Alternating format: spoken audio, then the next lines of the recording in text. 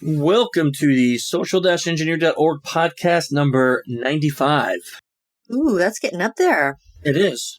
I'm actually, we're looking at triple digits coming up really soon. We're going to have to plan something special for our 100th episode. We should probably take some suggestions from listeners of what we should do for number 100. Yeah.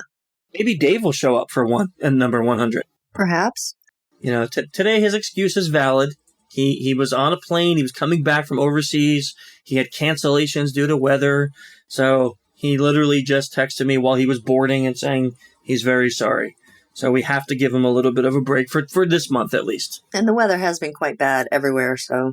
It has. I mean, in some places they can't even fly because it's too hot. Yep. You know, we'll give him a break. So where's our friend Ping today? That's a great question. I have no clue. She must be off doing something like shooting something or ripping someone's heart out or something like that. Well, that's a given. That's a given. So it's just you and me. Just you and me, Michelle. Well, we have a fun guest today, so it ought to be an interesting time. I love the topic of this podcast. You know, when we always talk about SE, pretexting is one of those things that it's really hard to kind of quantify and maybe put a actual person and let's talk about just this. We've only done it maybe 2 times in the 95 months of doing this podcast. So this month, what I'm really excited about is we got on a special guest, someone I've been really trying to get on for quite a while. Her name is Emily Brandwin, and she was a improv comedian for years and then went from improv to the CIA, which I just can't wait to ask her how that occurred. And then out of the CIA, back to improv and writing and things like that, freelance writer and all these other cool things that she does now. So part of her job with the CIA was actually helping develop the costumes and pretext for the agents that would go out, which is pretty amazing. So I think this would be a great opportunity to talk to someone who has on-hands real-life experience in doing this in the wild. Absolutely. So let's get Emily on now.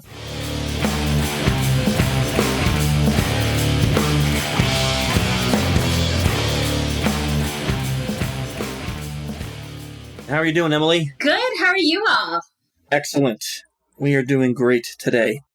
We were talking about you a little bit right before we got you on. What were you saying? Well, you see, there's not too much because your bio is basically did improv, CIA, nothing, can't find anything about you, and then left CIA, and now there's all this stuff. Okay. You know, it's hard to find details on you because of that middle piece. So I think probably the first question, which you may get asked all the time, is how does one go from improv to CIA agent? Well, for me, I had a very untraditional route into the CIA. I used to say that everybody who goes into the CIA is probably, for the most part, have wanted to do it since, they were in the womb and they came out, doing the sniper crawl, and that's all they wanted to do. I was a little different. I truly didn't know exactly what I was going to do, but I was convinced I was going to do improv comedy. And so I graduated with a really useful theater degree, which I'm sure my parents were thrilled, I'm sure. And I did what every theater major does. I had moved back home with my parents, and I was doing improv comedy, and that's about it. And my mom is a huge spy nut, read all the books, was into Janet Ivanovich books and saw the Bond movies and Mission Impossibles. And so every night she would peruse the CIA website just for fun, because that's what moms do. And she found a job ad, and I woke up one morning in my little childhood bedroom, and I see this printout lying on my shag carpet. And yes, it was lime green shag carpet. And I started reading it, and it first said, looking for adventure, want to see the world. And I thought, oh my God, my parents want me to join the Army. They're super hardcore about getting me out of the house. And this was a problem for me because I was not athletically inclined. And at one point in my life, I wore an eye patch because I had a lazy eye. So I was a little freaked out. But then I kept reading, and the job ad was for the CIA, which I thought was totally, absolutely insane. But my mom said if I applied for the job, she would allow me to live at home rent-free. And I thought, well, the CIA was never going to hire me because I was an improv girl and I once wore an eye patch. I'm good to go rent-free for at least a year, year and a half. This is going to buy me a lot of time. So I said, sure, deal, done.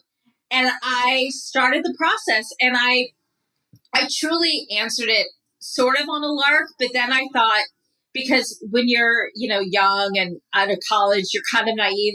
So I said, I'm going to be super honest on my application and I'm going to show them who I am. And so I answered a lot of the questions, very touchy-feely like, and was very, very actory. I think actually I did write a poem to get into the CIA at one point.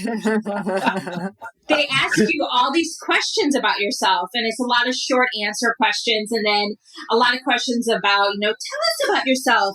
And after a while, I felt like I had told the CIA absolutely everything about myself because I really hadn't lived that much. So I thought, I'm going to really tell them who I am. And I literally wrote a poem about myself and submitted that to the CIA. And the rest is history. And the rest is history. So if you want to get in, this is a good learning lesson for everybody listening. If you want to get into the CIA, write a great haiku, a great poem, a sonnet, you're going to get it. No. I'm still having a problem picturing a kid crawling out of his mother's womb doing the sniper crawl. Oh, you're way behind, Chris. She's told way more story. I know, but that was such a funny mental send you visual. A meme with that. It was such a funny mental visual. And then you wrote, okay, that may be the best getting in a government job story I've ever heard. You got in through poetry. I literally wrote a poem, and it was funny. When they fly you out to do interviews, I had one of my final interviews. It was actually mortifying in hindsight. I can't believe I did this. I could see that the woman who's interviewing me had my application, with her and my short answers, and she had my poem. And I guess at the time, I didn't even think to spell check it. She had literally circled my grammatical errors in red pen. And I looked over and I was mortified. But then I thought I could kind of play it off and say it was an artistic decision. But I don't know if just basic misspelling was an artistic decision, but I'm going to totally stand by that. So you think they hired you on a dare or something? I know, part of it is like, let's see what she's got. I think they did because I think I was so different. And I think they wanted somebody who was really, in all seriousness, very different. And they always say they're looking for somebody outside the box. I mean, I was so outside the box. I was in another country compared to like what the CIA usually hires. And I didn't even know what the job was when I was interviewing. And I kept asking during the interview process, can you tell me about the job? And they're like, no, we can't tell you anything. Can you tell me what the job rhymes with? Does it rhyme with, egret agent A? And they're like, no. And we can't tell you that either. And so I had no idea until my very first day on the job. And literally I knocked on an office door. They opened it and had the big reveal. And then I found out it was the disguise department of the CIA, which I had no idea was a real thing until my first day of work. But in hindsight, it made sense because I think they thought, oh, she's a theater major. She'll know about disguises. When in reality, I was doing, restoration comedy with big powdered wigs and fake, corsets and fake moles. And I don't think there's a lot of CIA operatives going undercover wearing, a powdered wig, a corset, and using a bad British accent. Well, if there were, they would have been ready for it. Yeah. Really subtle. They really blend in. Yeah. All your agents went out with powdered wigs and corsets. Of course, it's real rosy cheeks. I mean, this is actually perfect because you got put into a department that, in essence, is a pretexting department. You had to help them build all of the back end for their pretext. Sort of, yeah, absolutely. Because before you go out and actually do an operation, it's one of the things you have to do. You have to figure out who you're going to be, what's your alias, what's your cover, and then the disguise department helps you build that. Maybe you don't even need a disguise, maybe you do, and it, whenever an operations officer or a case officer comes into the disguise department, it really, we always say it depends, and it really just depends. Do you need something close scrutiny, long distance, whatever it is, and your job is to help determine what that is before they go out and actually do the work. Now, how elaborate were some of these costumes? Like you said, some people don't need to change their appearance, but perhaps there are instances in which somebody has to be completely different. Yeah. Would they go so far as to really like change hair color, change weight, do anything like that?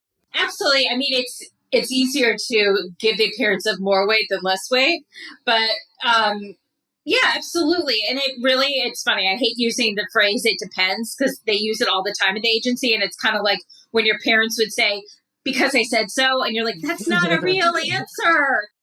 But it kind of is an answer. It just would always depend on what it is. Maybe it is changing your hair color. Maybe it's changing your eye color. Maybe it's just how you part your hair. Maybe it's glasses, whatever it is. What I thought was really fascinating is when you get into the whole disguise, area. I think in my head, I had a lot of James Bond movies in my head and Mission Impossibles. But at the end of the day, it's a little bit low tech. If you think about it, what you're using to alter your appearance are things that you could find commercially. And I give the CIA, the agency, a lot of credit. It was how you would apply it and how you would use it in the context of what you were doing that made it cool. Wait. Are you saying there is no face-off machine? Is that literally what I'm hearing? We're going to talk after this podcast, and I'll tell you about the big face-off machine. I don't think you two should be together on a podcast. That's what I'm thinking. When we meet each other, we'll swap off our faces. It'll be really exciting. I'm definitely getting the better end of this deal. No. That is going to be really scary. Wow. I feel like I need to go watch that movie again. I have images of like Nick Cage and John Travolta, but us doing that. So it's very exciting. Yeah, I'm trying to remember what I was just saying. So back to the face-off machine. There was not that I know of or I could talk about. No, I'm joking. So yeah, it was really, for me, I think that was the interesting part, how people would use the materials that were, kind of commercial materials and really apply them in a really unique way. Yeah. So how would you, is there something you could, like, how would you go about deciding the best alteration for a person? Like, what were the requirements? Well, you would go in, it depends, a horrible phrase, I understand, but it would depend. If someone would say, hey, I'm going to be meeting somebody for the first time, I don't know, if they're shady or not, I really need to alter my total appearance. And you would say, okay, let's say this guy doesn't have facial hair. Maybe I'm using a man as an example. Not that wasn't clear, but I felt like I should make that clear. Just otherwise it's like a woman who doesn't wax. So it was, you'd go, okay, well, what can we do to make you maybe the total opposite? You don't have facial hair. We'll give you facial hair. You don't have, glasses. Maybe we add that. And you kind of think of the opposites or the extremes, or maybe you don't need to do that. Maybe it's somebody who said, hey, I'm going to be driving surveillance at 2 a.m. and it's a woman. And I know women, if somebody sees a woman driving around at 2 a.m, I'm going to get stopped in this particular country. What can I have that's quick, easy, dirty, use that's going to help me do that I can, apply on the go? And maybe it's just a hat, whatever it is. You kind of have to really dig deep and figure out what they're going to use it for and give them something that's easy to use. The last thing you'd want to do is give a case officer materials that are going to be hard to use and wonky, because you have enough to think about. The last thing you want to think about is, a mustache, or how am I going to put this on in 20 seconds? So you want to make sure that it's really easy so they can use it effectively. Yeah, that's a good point. So really, in essence, your advice is the simpler, the better. I think that's usually the best advice for most things in life. Keep it simple, stupid theory, because it's so much easier to execute anything when you just kind of boil it down to the nuts and bolts of what you really need. Sometimes it's fun to kind of gild the lily and add more and more, and the more is more, theory, which I subscribe to often. For this, I think sometimes that's just easier because there's so many other things at play. This is something we talk about often in the social engineering context. What about accents? How do you feel about that? It's funny. I love them, but I'm horrible at them. But I love to do it just to like annoy my husband. And I'll sit and like, do you want me to order this in a Cockney accent? He's like, no, I actually never want you to do that ever because it's horrible. And I actually think it's probably really offensive. I'm like, no, it's fantastic. He's like, you sound like you auditioned for Oliver and didn't get the part. Accents, I think, are really hard because unless you're Meryl Streep, it's hard to maintain an accent. And you're going to have to because you're building an alias. You're building a cover that you may have to live in for a day, a week, 2 months, 3 months. Think of how hard it would be to maintain an accent for that long. I mean, there's method acting, and then there's like really method acting. So I think unless it's something that's innate to who you are, I wouldn't ever tell somebody to use one. You can slip it up. I mean, how many times do you watch like a TV show or movie and you're like, oh, that accent went away fast? Yeah, I agree 100%. We actually teach the same thing when we talk about this very topic because some people will be like, but I'm really good at this accent. And it's like, yeah, but you're not. Having a 20-minute conversation with someone and you get back into your area of comfort, which is not an accent, and you get caught, everything you say after that is now a lie. Everything. And what's hilarious, of course, is that they always want to do it, though. Yes. Oh, I totally understand. I wanted to do it, and then I thought, really, that's probably not the best idea. Especially if you're communicating with people. If you called anyone in the UK and you tried my horrible Cockney accent? Yes. You would get caught so fast. And how many times have you done an accent, like you played around, you think, oh, this will be fun, and your accent changes to like 5 different countries in the span of 3 minutes? Like, oh, I thought I was doing an Irish accent. Apparently I'm doing a Brit. Oh, no, I'm now an Aussie. Oh, no, now I'm Scottish. Yeah, it's never going to work. No, I have one accent, and it's pirate. That's the only accent I have. Well, now you must do it. I mean, that's the only one I have. It's just like, if I try anything, if I try a Chinese accent, it's like, arr, matey. That's it. That's all I have. So it goes straight to pirate. Straight to pirate. That's the only accent. If I'm ever like social engineering on a pirate ship, I'll be golden. But otherwise, I should just be me. I have a question for you. Can you say more than I, matey, in a pirate accent? Because I have a theory that some people can only say 3 words in an accent and it sounds great. So they're convinced they can do an accent. But then if they say anything else, then the accent goes away. Well, what do you want me to say? I'm going to dime out my husband because he'll listen to this. He thinks he's got an amazing Scottish accent and he can only say one word and the word is personally. And he's always like, personally. And I'm like, say something else. And anything else, he ends up sounding like Kermit the Frog and it's amazing. But he's convinced he's got that. And also he thinks his Boston accent's insanely amazing. It's not. I guarantee that I probably will fail miserably, but go ahead, give me a sentence. What do you want me to say? My pirate accent is amazing. My pirate accent is amazing, matey. Arr. Oh, you even improv'd at the end and added some more words. Thank you. Well done, sir. I added something to that. Thank you. Yeah, that was well done. You're a ringer. Yes. I can pull off pirate any day. Seriously, if the agency ever needs anyone to go undercover as a pirate, call me. I am your man. Just call me. I probably have an eye patch from my lazy eye days I can lend to you. Are. We can work together. It's going to be great. It will be awesome. I will own all the pirates. Yes. Probably the most interesting conversation on the podcast we've had in a long time. You don't delve into pirate talk often? I mean, Michelle, let me see. When's the last time that happened on a podcast? We're on number 95. What time is it? I mean, geez. Oh, boy. By the way, Michelle, I know we were talking before about how sometimes we go into different tracks when you're talking. What time is it reminds me of a very funny story, if you want me to tell you about my friend who was older when he went through his polygraph. So back in the day when you go through your polygraph, they would ask you about drugs. They still do.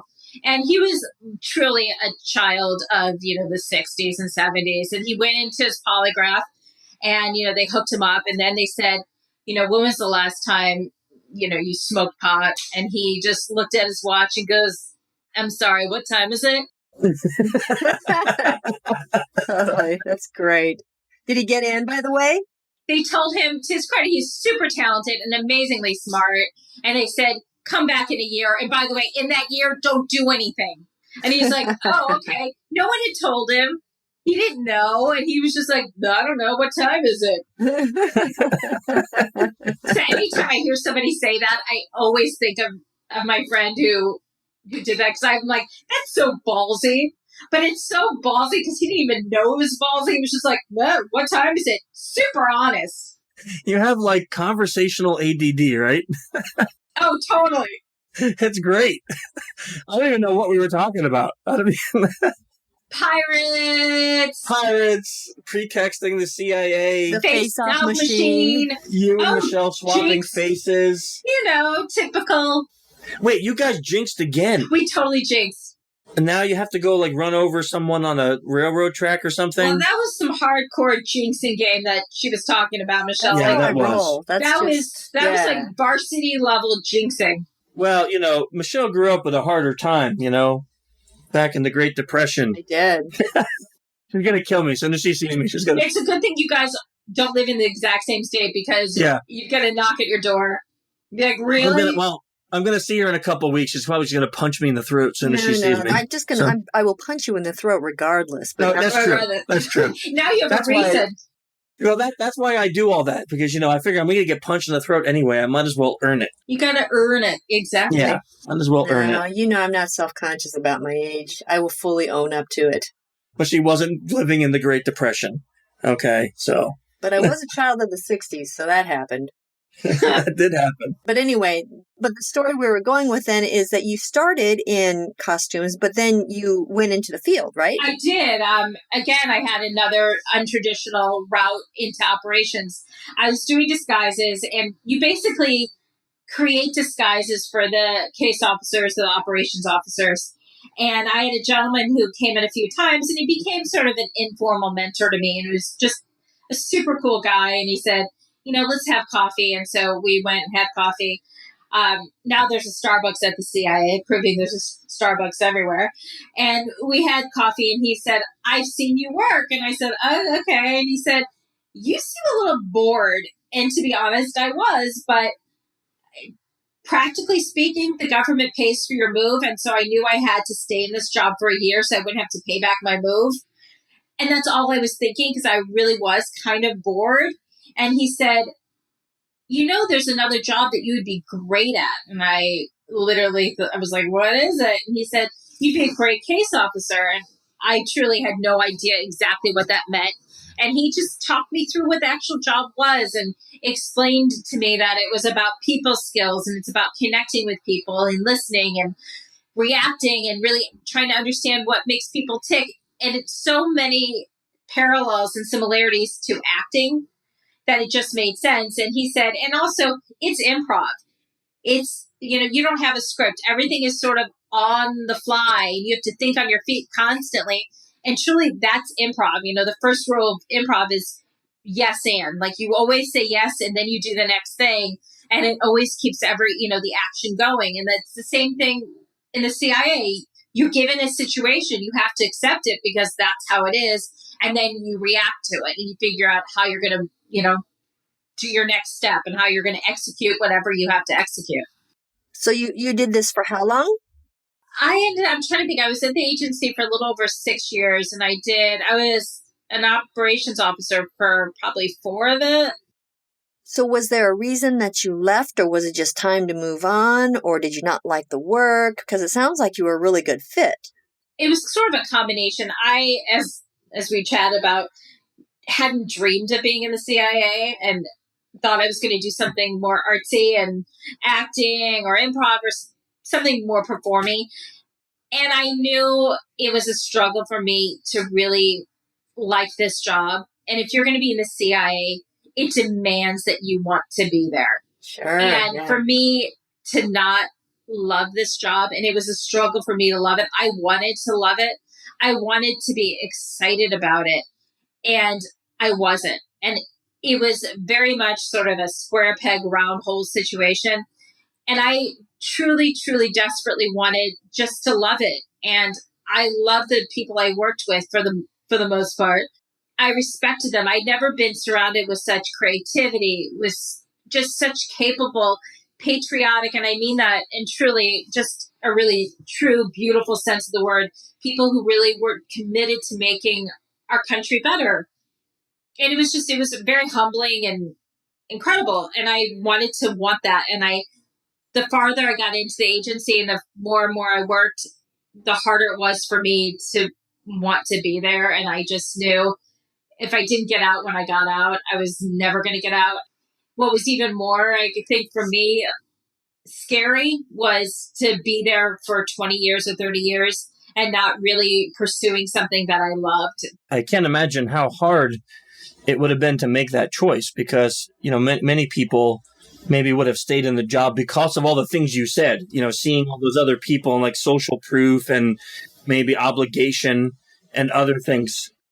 Yeah, to your point, it was really, really, really difficult. I think once I made that decision that I was going to leave, because I struggled with that decision for so long. I was dating somebody seriously and I had envisioned my life in that way where I would maybe get married to somebody, live overseas and have that more of the traditional, if there is a traditional CIA life, but that sort of is that life. And it wasn't making me happy. I was dreading that idea of it and I was dreading feeling unfulfilled. And I thought if I can't feel fulfilled at the CIA, then I am in the wrong job because people work so hard to get into this job and it would be doing a disservice to the agency to stay. And it's interesting because most people, once you get into the clandestine service, which I was in, it's really hard to get in. I think, when you tell people, hey, I want to leave, they kind of look at you like you have 18 heads, or they absolutely understand, which I had some people who absolutely did. But it was hard. It was a little Big Brother, a little mafia-like trying to get out. I mean, I didn't wake up with a horse's head or anything, but which would have been really exciting. I hope not. From a theatrical perspective, I would have appreciated it. I would have been like, you're going really hardcore. I appreciate it. But they were really, it was hard. They made it a little challenging. Finally, obviously, I got out. But, I had a lot of senior officers try to talk me out of it, which I appreciated. I think if I wasn't good at my job, they would have probably just said leave. And, they really tried to make it work for me and tried to create situations where I would want to stay. But again, it's not a job you can do part-time or half-ass. Like you have to be in it and you have to give your life. And it's not a regular 40-hour-a-week job. You don't go to your job and come home. You do sometimes your cover job from 9 to 5. And then after that at night, maybe at 2 a.m, you're doing your other job. So that means you might be spending and working 80 hours of the week, whatever that is. It's a really all-consuming job. On top of that, you're also living your cover. So that's another added responsibility. And all that, to me, would have been great if I loved it. And I just found like it, I wasn't waking up excited and really jazzed about it. So it's not like the television shows, huh? Sadly, no. I never got a black cat suit. They never said we're going to jet you off to Stad and you're going to go undercover in a big ball. So no. Oh, sadly. Man. I know. That blows all my visions. I figured you had a private jet and you flew around the world and you got from like Europe to the U.S. in 5 minutes. Do you know how hard it was finding a cat suit in Chris's size? I mean, he was ready to sign up. Really hard. That you did. And I'm excited for I can't wait till you tweet those pictures out right after we're done talking, right? Ever going to happen? If I do that, we will lose every fan that we ever had and every future fan. So I don't think that will ever occur. I don't even want to see that. I don't think anyone on earth wants to see that.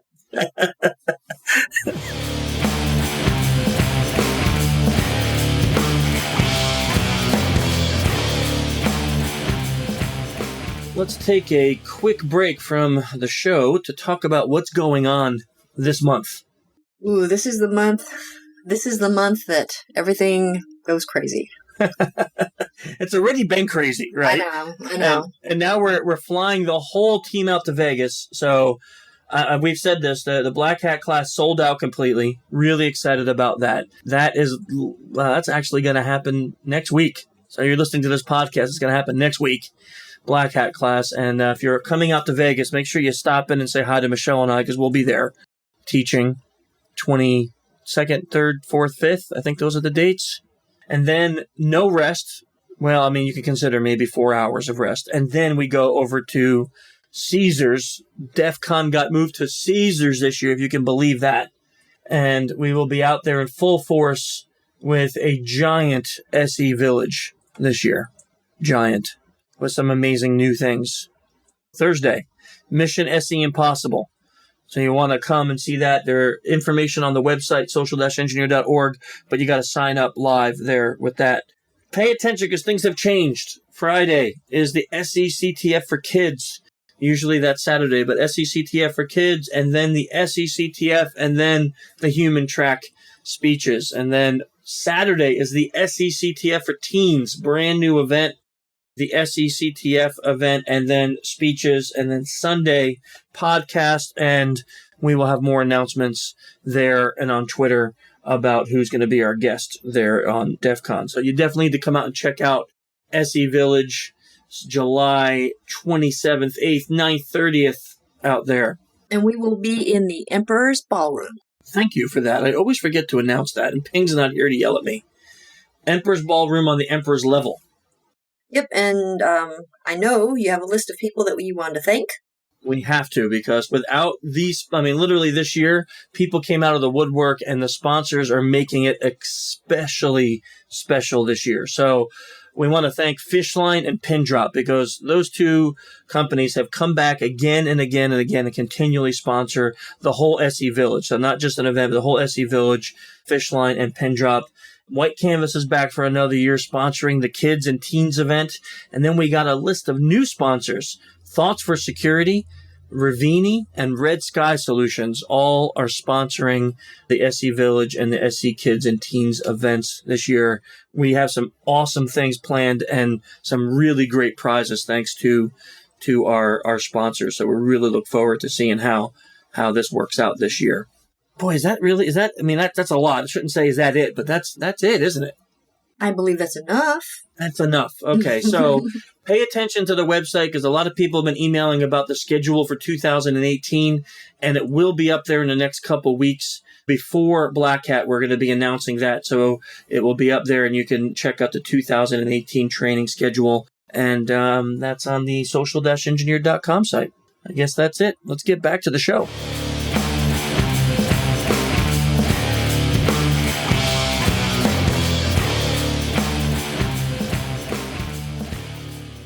So that does sound a little bit stressful. I mean, not a little bit. It sounds a lot of bit stressful. So you're working your actual CIA job, but then you're living a cover life, which sounds like that's a full-time job in itself. It is a full-time job, and if you think about young officers living a life outside of work, you try to do things like dating and having a social life, and that's hard because when you date someone, you want to put your best face forward, and when you're in the agency, one of the things you do is you want to be boring. You don't want to arouse suspicion. You don't want anybody to be like, oh, that person's really interesting. So now when you're dating somebody, you're telling them what your cover job is, and it's incredibly boring.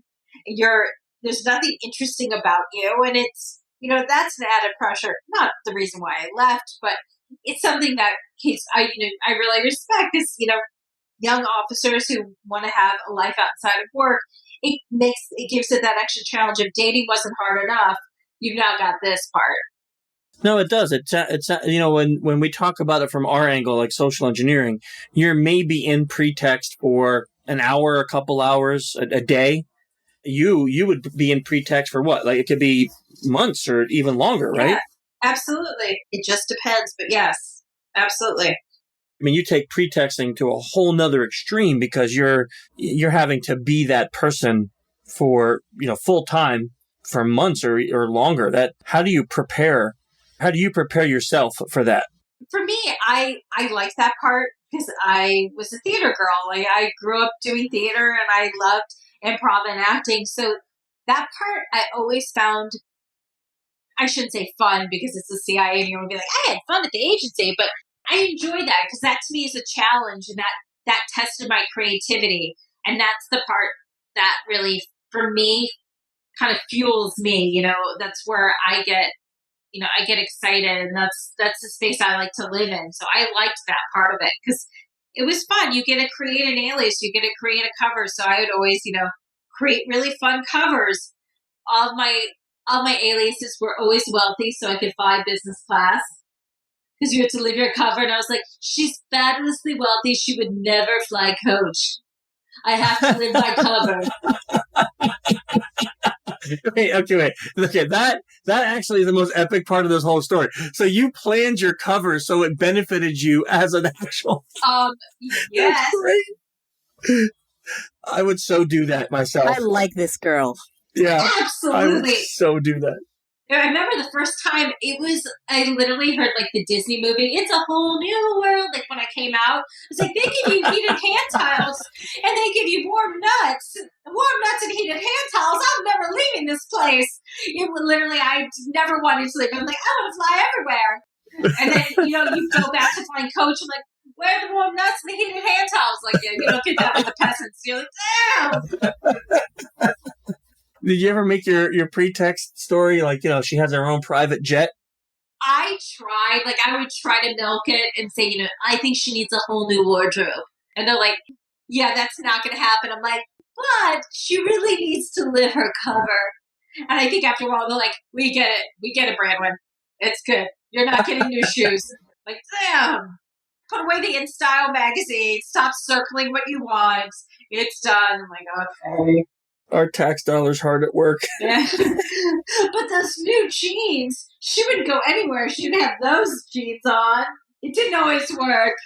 Besides planning all your pretexts so they benefited you personally, how did you mentally prepare for having to live as a different person for an extended period of time? Because first, how long is the longest that you actually had to pretext for? About quite a few months at a time. Okay, so that's quite a while.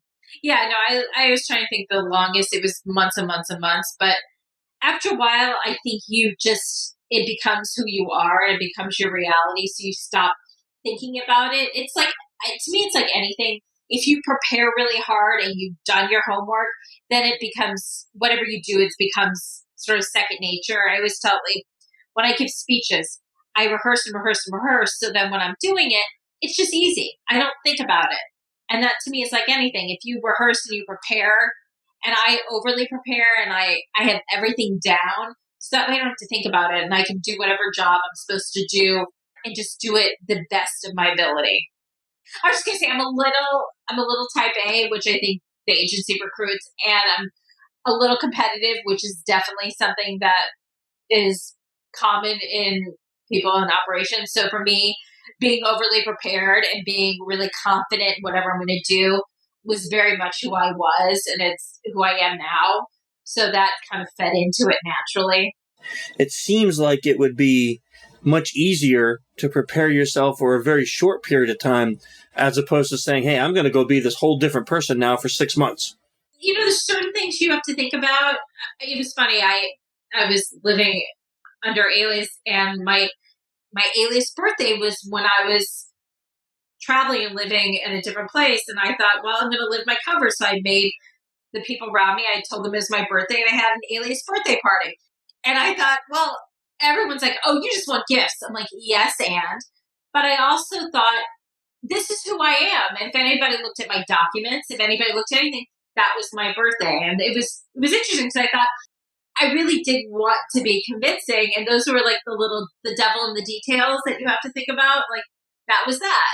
I think it became easier the longer because it just, for me, it's who I am. And then you become super comfortable in that, role and in that sort of guise. And when it's quicker, it's, for me, I enjoy that part. So I would think maybe a challenge if it was, a quicker amount of time that you're having to spend in alias. If you're constantly switching it up, or if it's just a shorter amount of time, maybe it's harder to get into it. I don't know. For us, let's say we're part of our job, like the penetration testing portion, is you're breaking into a place and you have interaction of maybe, let's say, the max 10 minutes, 20 minutes. You don't have to know too many details about yourself, right? I'm your pest control guy. I'm from this area of town, and here's my partner, Lisa. And that's what I need to know. I don't need to know kids' names. I don't need to know birthdays. I don't need to know much of that because I'm not going to get asked any of that. So the amount of detail I need to have is quite small compared to You need to know the whole life of that person. Sometimes the most challenging part is when you're crossing the border and when you're going to another country, because people say, why are you here? Where are you staying? When's your birthday? Or if they ask any question, you have to know that. And really, it's funny. It's sometimes harder to get back into the U.S. because they look at you and go, so why were you in this country? Okay. And you have to know all that. And you can't break your cover. You can't be like, hey, wink, wink. Guess what? I actually work at the agency. Let me in. Like, it just doesn't work that way. Yeah, they'll tase you. Yeah, that's kind of also like a career-ending move to have to do that. So, Now, did you ever dislike any of the people you had to play? You create your alias and you create your cover so it makes sense to whatever you're doing. If you had to go and be in a certain situation, you would create an alias that would be natural in that situation. But you're choosing a background and you're creating something that feels very natural. And I would always make things that were close enough to who I was. So it would be easy to remember and I could pull it off. I'm not going to pull off, Baroness, Gwendolyn Steen or whatever it is.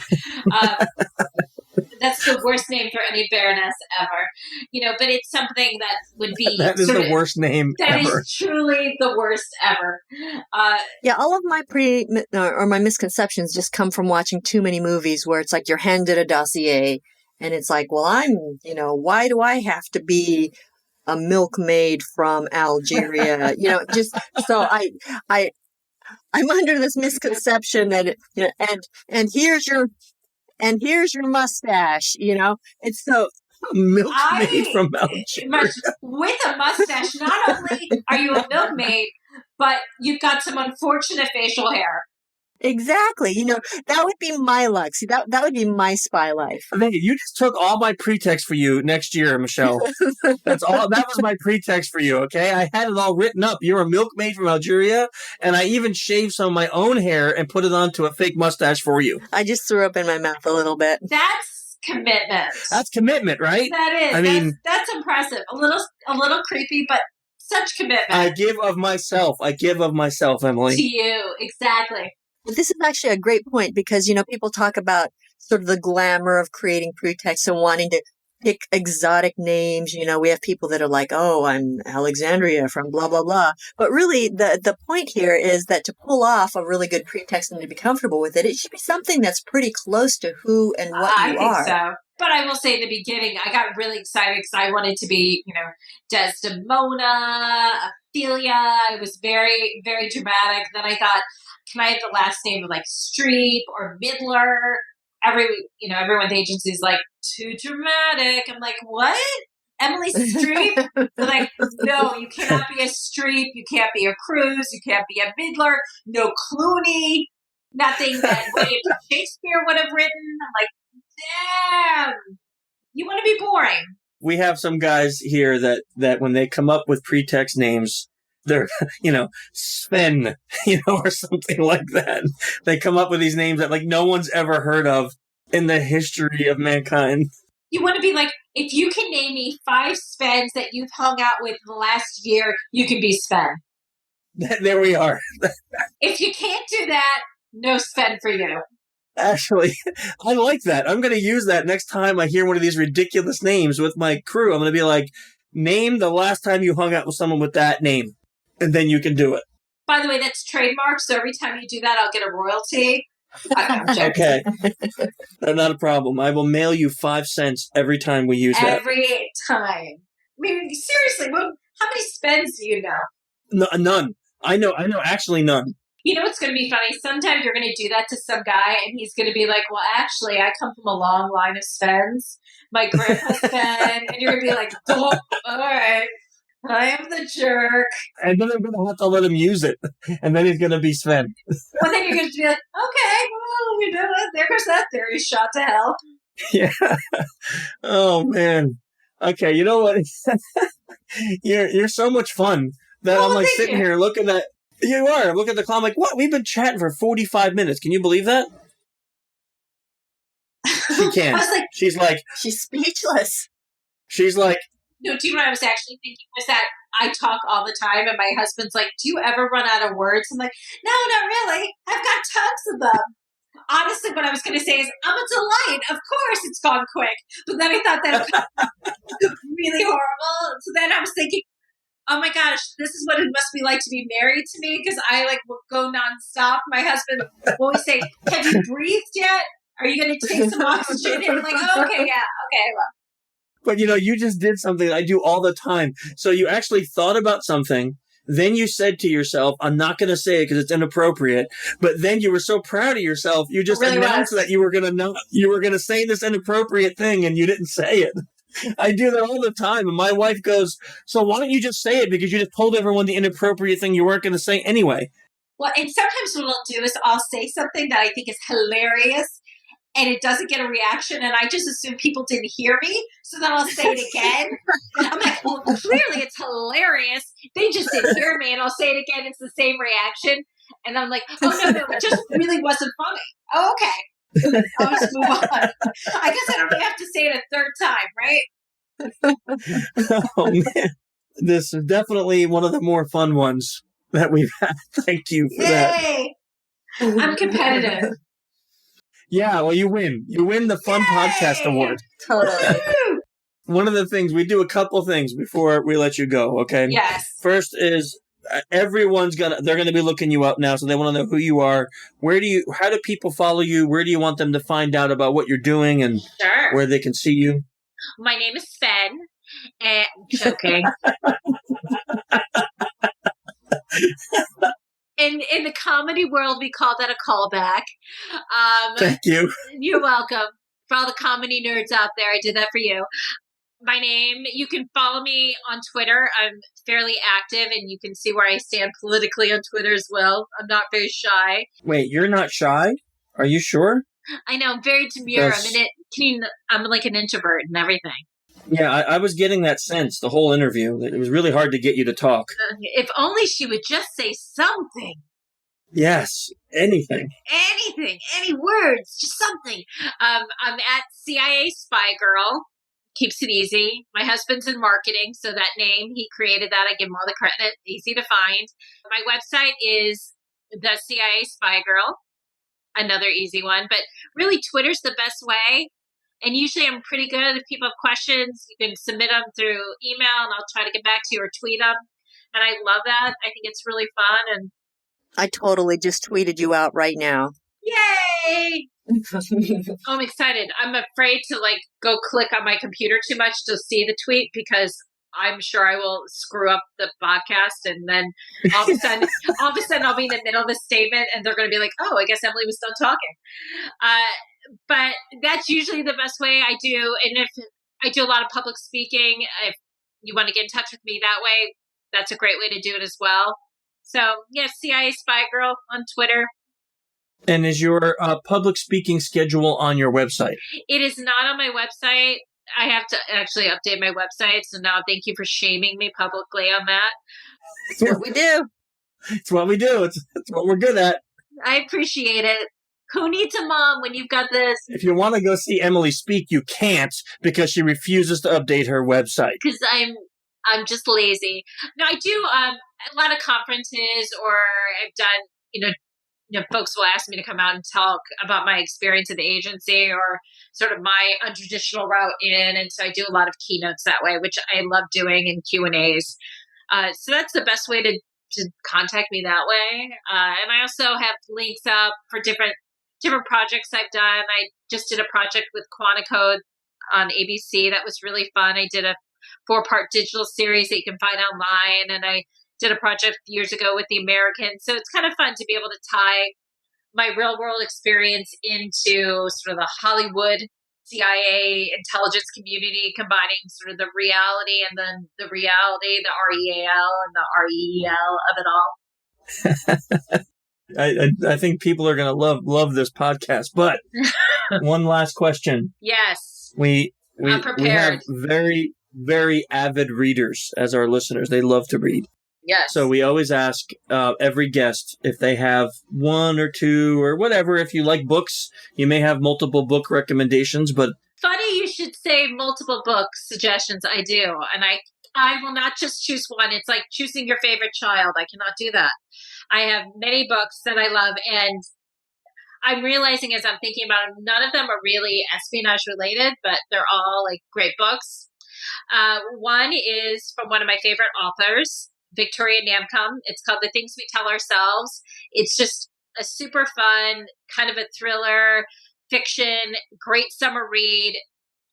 She's a great journalist, and so she's also a friend of mine. So there's that too, but she's just super talented, and it's a great book. I do a lot. I also love celebrity autobiographies, and so I've got a few of those. The Robin Roberts book I thought was great. Everybody's Got Something. It's a really easy read.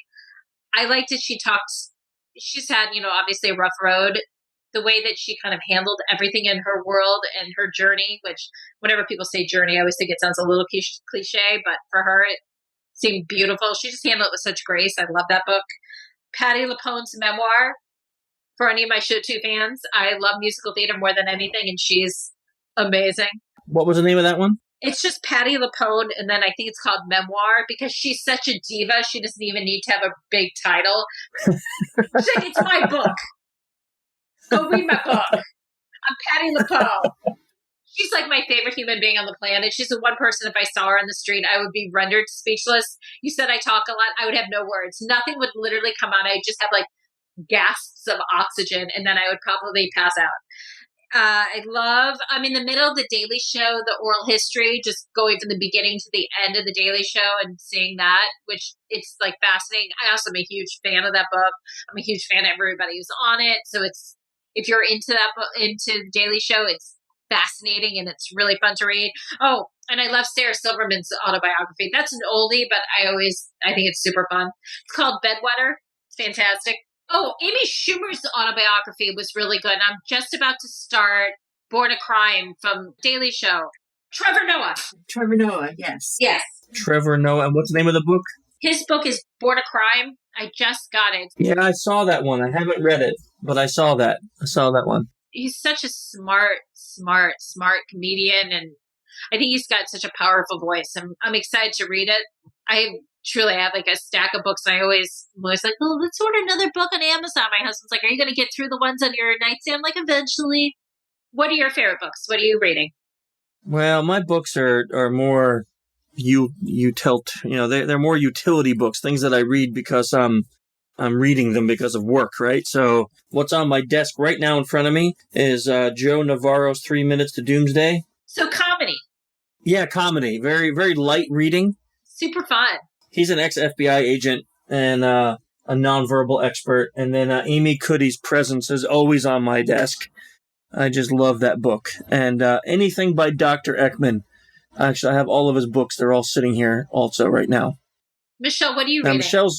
She's more of a fun reader. Oh, my dear. I will read anything by Chuck Palahniuk, anything by Cormac McCarthy, any book in graphic novel form. So, yeah, I'm into the Hellboys and the Marvel, and I'm basically a big kid in a smaller body. That's good, though. That's good.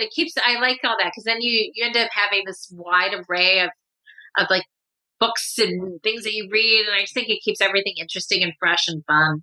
Oh, I can get into the whole, multiple universe, Flashpoint, Star Wars, did Luke kiss Leia with knowledge, all of that stuff is just, that's part of my world, babe. I loved what you said with knowledge. I thought you were going to say with tongue. Well, that too. That's just a more classy way of putting it. I literally thought that's what you were going to say. Did he kiss her with tongue? And I thought, and then you said with knowledge. I'm like, that's much classier. Say it like that. See, she does that. She does it, Michelle, right? I mean, she thinks the inappropriate thing and then says it, even though. I'm always thinking the inappropriate thing. That's why. Emily, you have been not only fun, but fascinating to chat with. This was so much fun. I'm so excited that we got to do this. Me too. It took long enough. We will definitely be staying in touch. I can't thank you enough for your time today. Thanks, Emily. Thank you.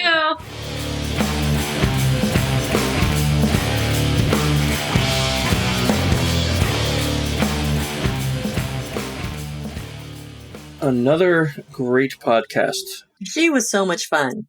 Fascinating. And a ball of energy. Yeah, she just has so much interesting information, interesting experiences, but again, really a good fit for people who are listening to the podcast. So she had some good things to say, I think. Yeah, I think this would be one that will kind of go down in the archives as a very helpful podcast for those especially interested in coming into the SE field. Absolutely. Some good tips. And a lot. What I love is, it seems like we planned this, but we don't. But like all of the stuff she said is exactly what we've been teaching in our class for the last 5 or 6 years. So pretty awesome when it comes to pretexting. So I guess that's it, huh? So if you want to follow us, you can on social-engineer.org. You should check out the framework, by the way, in case you haven't recently. We've been updating the framework with a whole bunch of new articles and things like that. So it's got some new information and things going on in the framework. Brand new website there, too. And social-engineer.com for the corporate site. Twitter, let's see, we got the corporate SOC Engineer Inc. And I am Human Hacker, and Michelle is... Sultry Asian. Sultry Asian, that's it. So you can follow us on IRC if you're still on IRC, on irc.freenode.net, channel social-engineer. I think that is about all the ways to get a hold of us. So till next month, see ya. See you at SE Village. Stare into the embers on the 1st of November and remember you were born.